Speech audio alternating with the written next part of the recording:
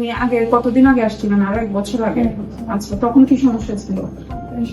এখন জন্ম ওই চামড়া উঠে যেত। আচ্ছা, তখন আসার পরে এই ওষুধে কি আপনার লাভ হয়েছিল? কতদিন ভালো ছিলেন? আমি প্রথম ব্যবহার করা মাস 3 মাস ভালো ছিল।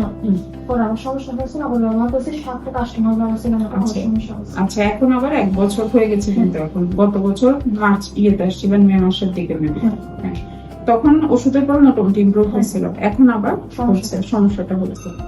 এখন আগের ওষুধগুলো কি এর মধ্যে আবার খাইছেন না খান নাই? আর খান নাই।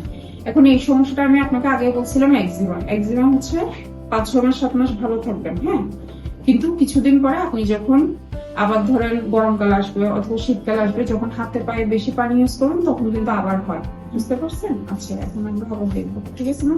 এগুলো সবকিছুই তো ইউজ করছে, এটা পরেও তো একবার ফলাফল আসছেন। হ্যাঁ হ্যাঁ হ্যাঁ, পরে এগুলো ঠিক আছে।